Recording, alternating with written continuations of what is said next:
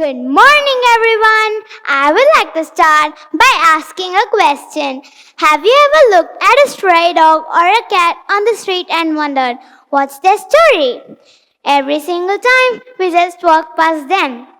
Some hunts for scrap of food and some just curls up under a tree to stay safe, and others keeps quiet hoping that someone would help them. Yes, most of the time we just walk right on by.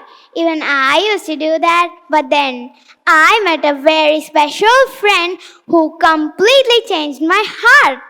Her name is Rosie.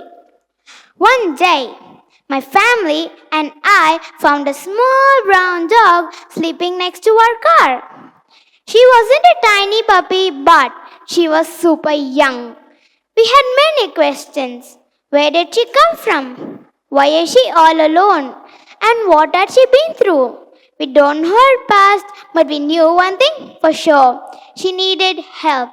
So we thought to start simple. We gave fresh water and good food. Slowly, Rosie trusted us.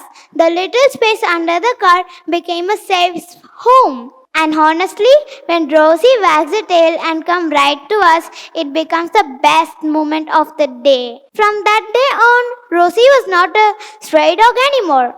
She was part of our family. One morning, my mother took a close look at Rosie and whispered, I think Rosie's going to have babies. I was thrilled. I felt like an elder sister going to have small siblings. I couldn't stop thinking about playing with them and watching them grow. But out of nowhere, Rosie disappeared. One day passed, then 2 days. No Rosie. I kept looking under the car with an empty spot in my chest. Where did she go? Then a thought hit me. Maybe she went to find a secret safe place to bring her puppy into the world. And finally, on the third day, she came back. She came right toward us, wagging her tail and making these soft, sweet sounds. It felt like she was saying, Come on, follow me. So, my mother and I followed her to an unfinished house down the street. We peeped inside and saw 6 tiny, furry, squeaking puppies. They were cute and adorable. I wanted to scoop them all, but my mother reminded me that they were too small, so they need their mother. I waited. 2 weeks later, something magical happened. Rosie brought her babies one by one right to us because she trusted us. But it was raining a lot. They didn't have a dry or a warm place to sleep.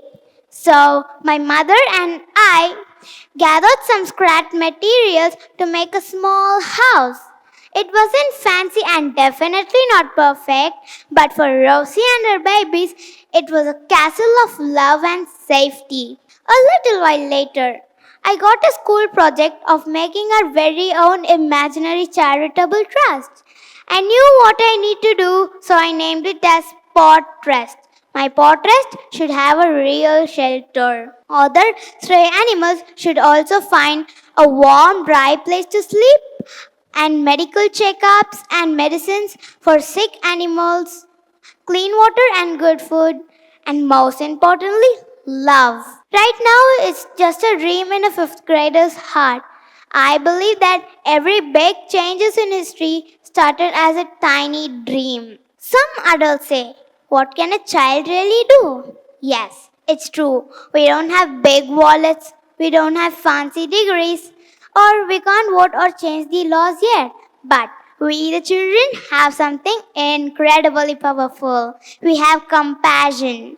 We can keep a bowl of water on a hot day and we can feed an animal responsibly.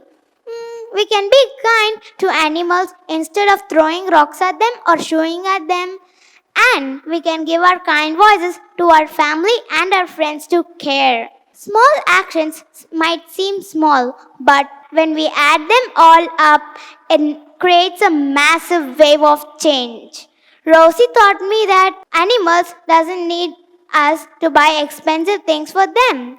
We just need to look at them. Rosie couldn't speak my language, but she spoke with her eyes.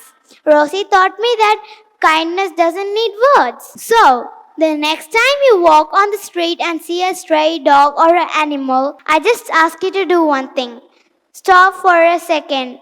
Don't just look it as a stray. See it as a friend, a story, and a life. You don't have to wait until you grow up and make a difference in this world. You can just start today with one kind choice, one helping hand, and one caring heart.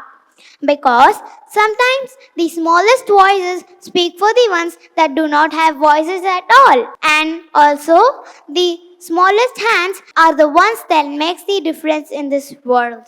Thank you.